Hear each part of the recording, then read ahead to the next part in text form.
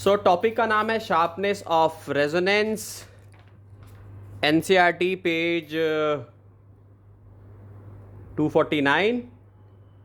ठीक, तो रेजोनेंस में पिछली क्लास में बता चुका हूँ। रेजोनेंस होता है जब एक्सएल एक्सी के इक्वल होता है, तो हमारा जो सर्किट है आरएलसी सर्किट वो रेजोनेंस पे होता है। ठीक, तो इस टॉपिक में हमें एक और चीज़ डिफाइन करनी है और समझाना है, क्यू फैक्टर क्या होता है।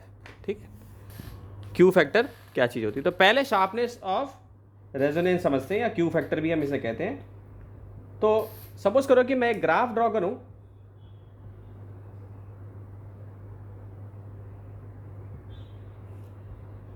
ये ग्राफ ड्रॉ करता हूं। ठीक है, इसका कलर भी चेंज कर देता हूं, थोड़ा अच्छा लगेगा।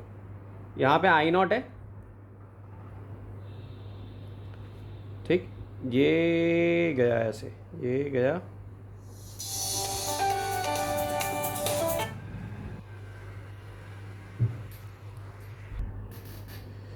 तो इस ग्राफ में हमने 3 पीक्स बनाई हैं।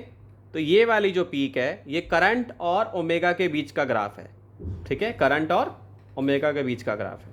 ठीक है, तो क्यू फैक्टर क्या होता है? क्यू फैक्टर जो होता है, तो जो हम शार्पनेस मेजर कर रहे हैं रेजोनेंस की, वो एक कोफिशिएंट से मेजर किया जाता है। उसको हम कहते हैं क्वालिटी और Q factor of the circuit. ठीक, क्या कहते हैं उसको हम? क्वालिटी या Q factor of the circuit. So sharpness of resonance is measured by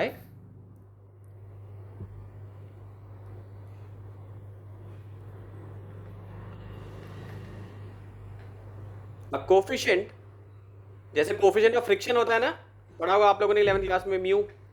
ठीक है, कोफिशिएंट ऑफ फ्रिक्शन। तो ऐसे यहां पर क्या है, is measured by a coefficient called the quality और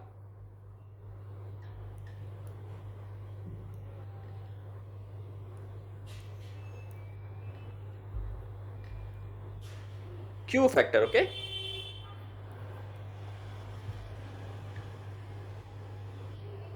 पीक जो है हाइयर है, देखो यहां पे हाइयर है for small value of R. ठीक है, और ओमेगा आर क्या होता है पिछली क्लास में बता चुका हूं, 1/रूट और एल सी। ठीक, जिसमें एल क्या होता है तुम्हारा इंडक्टर, सी क्या होता है कैपेसिटर।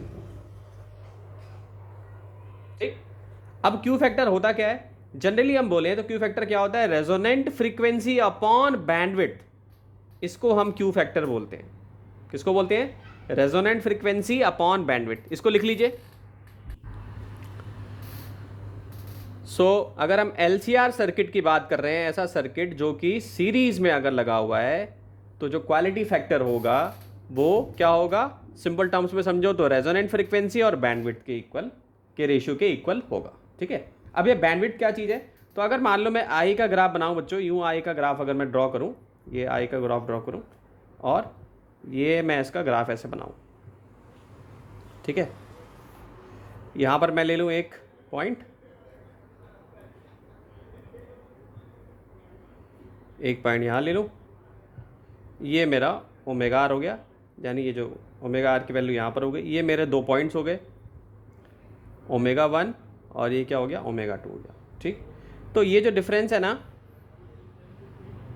यहाँ पे आई की वैल्यू जो है, यहाँ पे जो इस पॉइंट पे आई की वैल्यू है वो है ई नॉट अपॉन √2r, और यहाँ पर जो है वैल्यू वो है I naught equal to E naught by R. ठीक है, सो इसको हम कहेंगे, ये जो मैंने जो ड्रॉ किया है, ये जो चीज़ है, ठीक, ओमेगा 1 माइनस ओमेगा 2, ये जो रीजन है जो रेड पेन से मैंने बनाया है, दिस इज योर बैंडविड्थ। और ये वर्ड आपने कहीं ना कहीं सुना है। ठीक, कहाँ सुना है? सोचो जरा।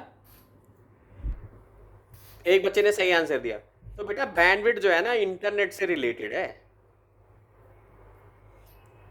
ठीक, ठीक है, इंटरनेट किससे रिलेटेड है? तो अभी इसके बहुत डेप्थ में जाने की जरूरत नहीं है, अभी बस इतना याद रखो कि क्यू फैक्टर क्या होता है। ठीक, तो ये क्यू फैक्टर की वैल्यू हमने जो निकाली है, रेजोनेंट फ्रीक्वेंसी अपॉन बैंडविड्थ, इसका ये रेशियो याद रखो, सीबीएसई बोर्ड में लिखने के लिए आएगा। बहुत ज़्यादा डेप्थ में जाने की ज़रूरत अभी फ़िलहाल नहीं है, ठीक। बस एक हिंट दे रहा हूँ कि बैंडविड्थ जो है वो इंटरनेट से रिलेटेड है, यानी कि ये जो बैंडविड्थ है ये कम्युनिकेशन से रिलेटेड है, ठीक है। ये कम्युनिकेशन से रिलेटेड है तुम्हारा बच्चों, ठीक। तो अभी क्या चीज़ें समझी हमने, दो चीज़ समझी, एक हमने ग्राफ पढ़ लिया, एक पिछला वाला ग्राफ पढ़ा, एक अभी ये वाला ग्राफ पढ़ा, जिसमें क्यू फैक्टर क्या होता है भाई, रेजोनेंट फ्रीक्वेंसी अपॉन बैंडविड्थ। ये याद होना चाहिए, रेशियो कभी भूलना नहीं है, फटाफट ये डायग्राम बना देना अगर एग्जाम में आता है। ये बैंडविड्थ लिख दोगे इधर, ये ओमेगा 1 ये ओमेगा 2 की वैल्यू, और ओमेगा को ऐसे साइन दिखा दोगे, यहाँ पे आई की वैल्यू आ जाएगी। अब दो अलग अलग वैल्यू बनाई मैंने, I naught equal to E naught by R, ये पीक वैल्यूज हैं, और I equal to E naught by √2r लिख लिया, ठीक। तो अगर मान लो आपसे बोले कि भाई इसका फ़ायदा क्या है, इसका यूज़ क्या है, ठीक। तो ये जो ग्राफ है ये खुद एक बैंडविड्थ का ग्राफ है, देखो बैंडविड्थ आ रहा है ना इसमें। सो ये क्या है, bandwidth of a series LCR circuit, या भाई रेजोनेंस हो गया इसमें, रेजोनेंट सर्किट, ठीक। तो इस बैंडविड्थ से फायदा क्या होता है, ठीक। और हमें रेजोनेंस क्यों चाहिए, तो मैंने आपको बताया था पिछली क्लास में, ट्यूनिंग, रेडियो की ट्यूनिंग जो हम करते हैं उसमें कैसे रेजोनेंस का काम होता है, ठीक है, बताया था पिछली क्लास में, ठीक। तो कोशिश हमारी ये होती है हमेशा कि हमारा जो रेजोनेंस है वो शार्प हो बहुत, ठीक है। सो अगर 2 डेल्टा ओमेगा, ये जो 2 डेल्टा ओमेगा है, 2 डेल्टा ओमेगा, ठीक, जो कि बैंडविड्थ है, अगर ये स्मॉल होगा तो क्या होगा, तो अगर ये स्मॉल होगा तो आर की वैल्यू लो हो जाएगी, ठीक है, और एल की वैल्यू लार्ज हो जाएगी, ठीक है। तो इसकी वजह से क्या होगा फिर, क्यू की वैल्यू भी लार्ज हो जाएगी, ठीक है, क्यू की वैल्यू भी क्या हो जाएगी, लार्ज हो जाएगी। तो एक फॉर्मूला और है जो कि अभी मैं डिराइव करवाऊंगा, Q इक्वल टू क्या होता है वो 1/r √L/c, ठीक है। ये फॉर्मूला अभी हम Q फैक्टर का डिराइव करेंगे, ये भी बोर्ड में बहुत बार पूछा गया है, बोर्ड में बहुत बार आया है ये डेरिवेशन, ठीक। बैंडविड्थ भी पूछा होगा, व्हाट इज बैंडविड्थ। और बेटा Q जो होता है ना ये डायमेंशन लेस है, इसकी कोई डायमेंशन नहीं होती बच्चे, ये डायमेंशन लेस है, नो डायमेंशन, ठीक है, डायमेंशनलेस क्वांटिटी है, ठीक। इसको फ्रीक्वेंसी रेंज भी कह सकते हैं हम, बैंडविड्थ का दूसरा नाम क्या है भाई, फ्रीक्वेंसी रेंज भी पूछा जा सकता है कि फ्रीक्वेंसी रेंज क्या था, वो बैंडविड्थ ही है, ठीक है। तो इसको आप लिख लीजिए सर, एक्स एक्सिस के नीचे क्या है। अब क्वेश्चन क्या आएगा भाई कि हमें शार्पनेस चाहिए ही क्यों, हमें शार्पनेस ऑफ रेजोनेंस चाहिए ही क्यों, हमारा क्या फ़ायदा है इससे, ठीक। हमें शार्पनेस ऑफ रेजोनेंस क्यों चाहिए, ठीक। तो जो मैंने पिछली क्लास में बताया था कि ट्यूनिंग जब हम करते हैं तो ट्यूनिंग में रेजोनेंस का यूज़ होता है, ठीक है। तो आर की वैल्यू जो है जितनी लो होगी, आर की वैल्यू जितनी लो होगी और एल की वैल्यू जितनी लार्ज होगी, ठीक, हमारा सर्किट उतना अच्छा सेलेक्टिव होगा, ठीक। तो सेलेक्टिव होगा तो सिग्नल जो होगा वो अच्छा होगा, यानी सिग्नल जो होगा हमें क्लियर मिलेगा, जैसे होता है ना आवाज़ क्लियर कट, एकदम साफ साफ पिक्चर आएगी, क्योंकि ये कम्युनिकेशन से रिलेटेड है, छोटा सा वर्ड ये कम्युनिकेशन से रिलेटेड है, ठीक है। इलेक्ट्रॉनिक्स एंड कम्युनिकेशन में जो बीटेक करेगा तो उसके बारे में बहुत डिटेल में पढ़ना है, कम्युनिकेशन रिलेटेड है, ठीक। सो अगर ऐसा हो गया तो सिग्नल अच्छा होगा, ठीक।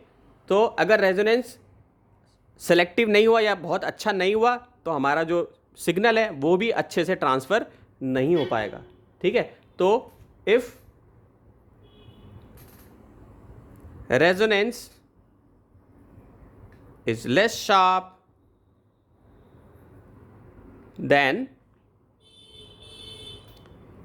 ट्यूनिंग ऑफ द सर्किट, ठीक है, tuning of the circuit will not be good,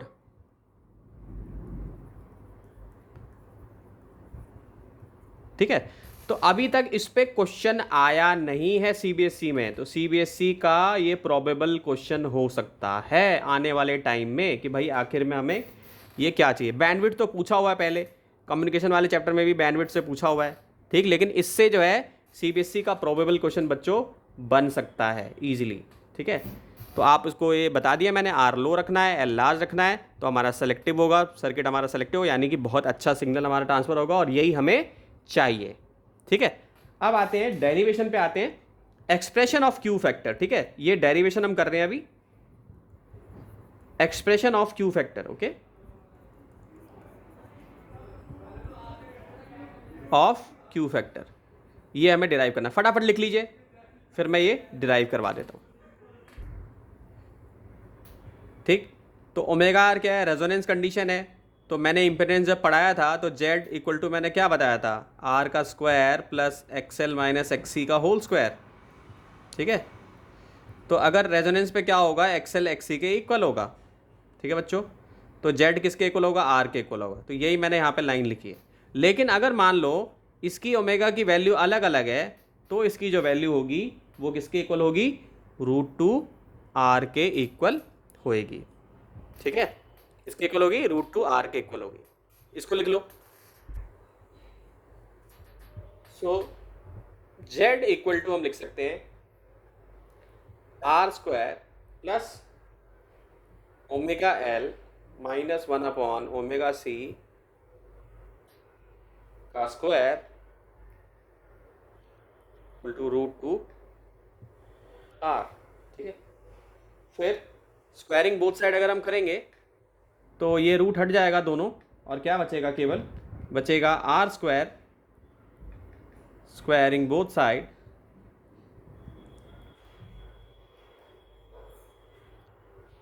plus omega L minus 1 upon omega C का होल स्क्वायर इक्वल टू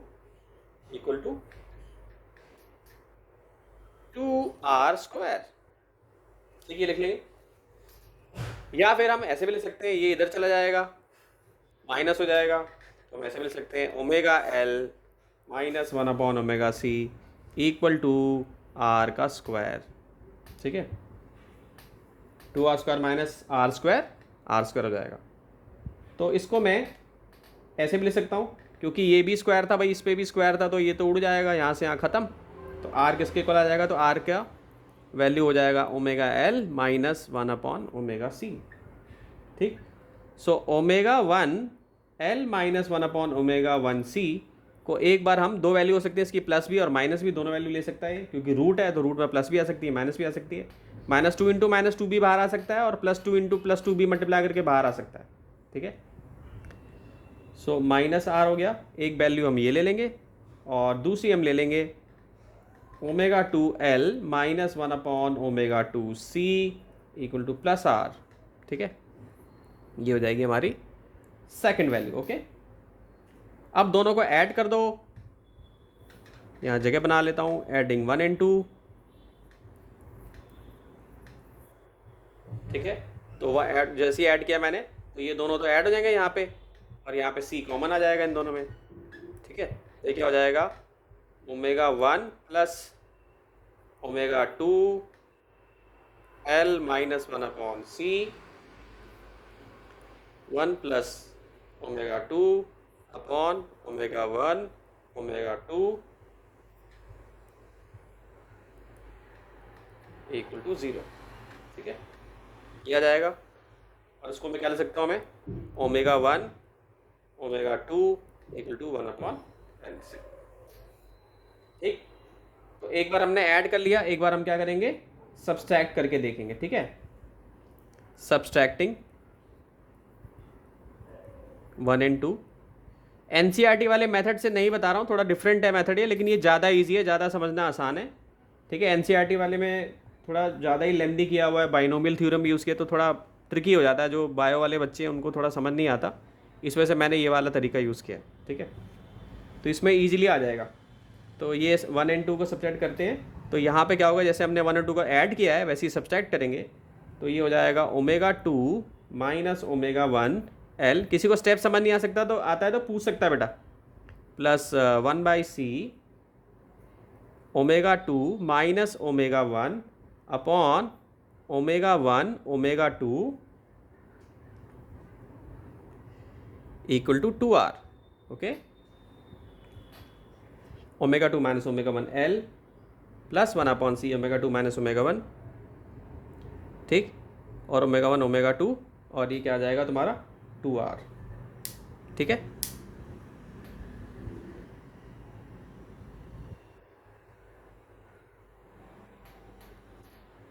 इसको लिख लो बच्चों, एक बच्चे को डाउट आया तो अभी बताता हूं मैं।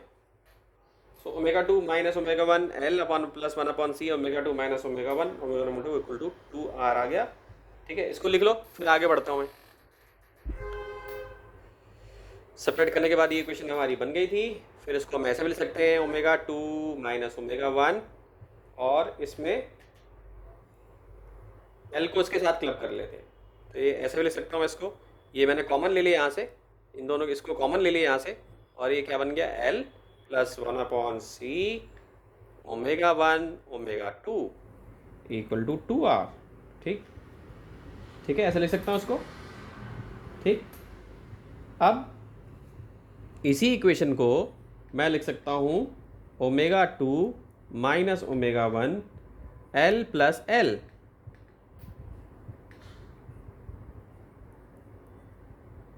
ठीक, L plus L equal to 2r। अब ये कैसे आ गया भाई? तो ओमेगा वन और ओमेगा टू की वैल्यू जो होती है वो 1/LC के इक्वल होती है, क्योंकि हमने क्या पढ़ा था, ओमेगा का स्क्वायर इक्वल टू 1/LC, तो ओमेगा इक्वल टू क्या होता था 1/√LC होता था कि नहीं होता था? होता था ना। तो यहाँ पे ओमेगा वन ओमेगा टू क्या है, LC हो गया। तो यहाँ से हमने क्या लिख लिया, इसको हमने, ये जो वैल्यू थी इसको हमने क्या लिख लिया,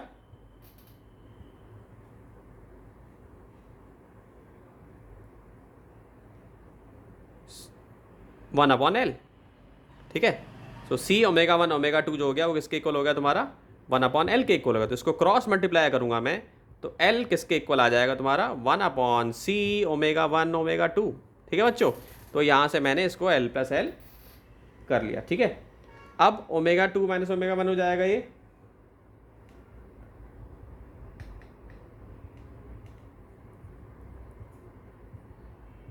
ठीक है, और ट्वाइस इंटू एल हो जाएगा, ट्वाइस इंटू आर हो जाएगा, सब कुछ मल्टीप्लिकेशन में है। तो ये क्या हो जाएगा L equal to R upon omega two minus omega one हो जाएगा। तो हमें तो omega two minus omega one चाहिए, ये हमारा क्या है बैंडविड्थ, पीछे हमने देखा था, ठीक है। तो बैंडविड्थ था ये। So omega two minus omega one equal to क्या हो गया आर बाई एल हो गया, ठीक है। So omega two minus omega equal to R by L. इसको हम ऐसे भी लिख सकते हैं, तो क्यू फैक्टर क्या हो गया भाई, omega R upon two delta omega, ठीक है, रेजोनेंस अपॉन बैंडविड्थ, इसको ओमेगा आर ही रहने दूंगा, और इसको क्या ले सकता हूँ मैं omega one minus omega two, और omega one minus omega two की वैल्यू मेरे पास है क्या है आर बाई एल है। तो क्या हो जाएगा omega R upon R by L, ये ऊपर चला जाएगा, तो ये क्या हो जाएगा omega R into L by R, तो ये क्या हो जाएगा क्यू। तो क्यू किसके इक्वल हो गया अब ये omega R L by R, ठीक है बच्चों, क्लियर। इसको लिख लीजिए, फिर आगे बढ़ते हैं। तो ये हमने डिराइव कर लिया क्यू। अब इसको बेटा हम ऐसे भी लिख सकते हैं, यानी हम क्यू को ऐसे भी लिख सकते हैं, Q equal to omega R L I R M S, यानी रूट मीन स्क्वायर, ठीक है, R I R M S, ठीक। तो इसको हम, इसका न्यूमेरिकल में यूज हो सकता है बहुत अच्छा। तो ये हो जाएगा वोल्टेज ड्रॉप अक्रॉस एल और सी अपॉन अप्लाइड वोल्टेज। जब न्यूमेरिकल कराऊंगा तो क्लियर होगा कॉन्सेप्ट और अच्छा। सो ये अप्लाइड वोल्टेज हो गया, क्यों, क्योंकि V इक्वल टू क्या होता है आई आर, ठीक है। तो वहां से ये लिख लिया मैंने, ठीक है। और इसका एक और क्या वर्जन हो सकता है, इस क्यू को और कैसे ले सकते हैं हम, ओमेगा आर क्या होता था 1/√LC होता था। तो इसको अगर मैं यहां पे पुट कर दूं इक्वल टू और ओमेगा मान लो ओमेगा आर स्क्वायर की वैल्यू निकाल लो तो क्या आ जाएगा, 1/LC हो जाएगा। तो इसको ऐसे भी लिख सकता हूँ ना, ओमेगा आर एल, एक ओमेगा आर को यहाँ मल्टीप्लाई कर दिया, ओमेगा आर सी। तो देखो ओमेगा आर एल की वैल्यू मिल गई इसके साथ, है ना। तो क्यू को और क्या लिख सकता हूँ मैं, 1/ओमेगा आर, ठीक। और ओमेगा आर एल की वैल्यू क्या हो गई, ये तो सी आ गई तुम्हारी यहाँ पे, और एक आर पहले से यहाँ पे था, है ना। ओमेगा आर एल की जगह पे डाल दिया मैंने, ठीक। अब इसको और एक तरीके से लिख सकते हैं, ये भी एक फॉर्म है, हो सकता है आपको ये न्यूमेरिकल में काम आ जाए, हो सकता है ये काम आ जाए न्यूमेरिकल में, हो सकता है ये न्यूमेरिकल में काम आ जाए। तो ये सारे वर्जन आपको पता होने चाहिए, कोई भी वर्जन एग्जाम में आ सकता है, ठीक है। तो इसको एक और वर्जन में हम लिख सकते हैं, इक्वल टू 1/√/L/C, ठीक है। ये वाला वर्जन भी हम इसको चेंज कर सकते हैं। अब फटाफट जो है अपने रजिस्टर पे इसको करके देखो, ठीक है, कि लिंक कर पा रहे हो कि नहीं जो इन्फॉर्मेशन मैंने दी है, क्योंकि अब मैं इसका एक और एप्लीकेशन बताने वाला हूँ। फटाफट लिख लो उसको। तो क्यू फैक्टर के ये फॉर्मूले हमने पढ़ लिए सारे। एक और इसका एप्लीकेशन क्या है कि भाई ओमेगा 1 और ओमेगा 2 जो होते हैं ये फ्रीक्वेंसीज होती हैं जब करंट की वैल्यू 1/√2 टाइम्स होती है इट्स रेजोनेंट वैल्यू। ये बहुत इंपॉर्टेंट है क्योंकि न्यूमेरिकल में ये काम आता है, ठीक। अब आते हैं कि भाई इसका एप्लीकेशन क्या है। ट्यूनिंग तो मैं बता रहा था कि ट्यूनिंग करते हैं हम रेडियो रिसीवर्स में, जो है ट्यूनिंग का यूज किया जाता है। तो अब इसका फायदा क्या है, यानी क्यू वैल्यू का यूज क्या है, ठीक। तो अगर क्यू वैल्यू अगर बहुत ज्यादा होगी, ठीक है बच्चों, तो सिग्नल जो होगा ना वो बहुत वीक होगा। शुरू से सिग्नल की बात कर रहा हूं मैं, कम्युनिकेशन की बात कर रहा हूं कि ये इस कॉन्सेप्ट से कनेक्टेड है। तो सिग्नल क्या होगा, बहुत वीक होगा, ठीक। और क्यू की वैल्यू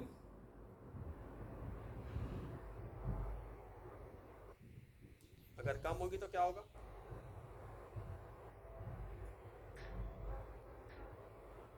बताओ क्या होगा, सोचो जरा, वीडियो को रोक के जरा सोचो क्या होगा। क्योंकि क्यू वैल्यू अगर लार्ज होगी तो सिग्नल होगा वीक, ठीक है। क्यू वैल्यू अगर लो होगी तो सिग्नल होगा स्ट्रांग, ठीक है। अब ये सिग्नल क्या है, ये वेव्स हैं। पिछली क्लास में भी बताया था सारी दुनिया किससे बनी है, एटम से बनी है। और एटम है तो क्या है, इलेक्ट्रॉन से, एटम से तो वेव्स हैं, और उसी वेव से सारा कम्युनिकेशन हमारा काम कर रहा है। तो क्यू वैल्यू अगर लो रहेगी, यानी आर की वैल्यू, पहले भी बताया मैंने, दो मतलब कुछ पहले वाली जो कॉन्सेप्ट थे उसमें भी मैंने बार बार ये लिख रहा हूँ क्योंकि ये बहुत इंपॉर्टेंट है, कभी भी पूछा जा सकता है। तो आर की वैल्यू लो है तो क्यू की वैल्यू ज़्यादा है, क्यू की वैल्यू ज़्यादा है तो सिग्नल बहुत अच्छा है। फिर मैंने कैपेसिटर वाला भी बता रखा है कि अगर हम कैपेसिटर की वैल्यू को चेंज करते रहें, ठीक, तो सिग्नल जो जिस स्टेशन से आ रहा है उसको हम इजीली ट्यून इन कर सकते हैं, ठीक है। तो कैपेसिटर जो हमारे सर्किट में होता है, कैपेसिटर को एडजस्ट करके, यानी इस प्रॉब्लम को, इस सिग्नल वीक को गुड सिग्नल में कन्वर्ट किया जा सकता है। कैसे, कैपेसिटर की वैल्यू को चेंज करके, ठीक, कैपेसिटर की वैल्यू को चेंज करके एडजस्ट कर सकते हैं, ठीक।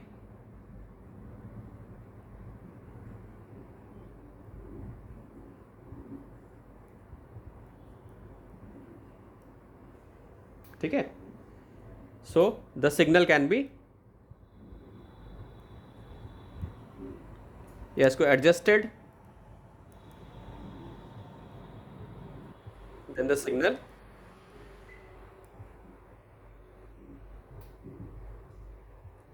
को हम ट्यून कर सकते हैं। इसलिए अब तुम्हें ट्यून का मतलब समझ आ गया होगा कि सर ट्यूनिंग क्या करे। तो ये मैं यही ट्यूनिंग की बात कर रहा था, मैं इसी ट्यूनिंग की बार बार मैं बात कर रहा था कि ट्यूनिंग क्या है, ठीक है।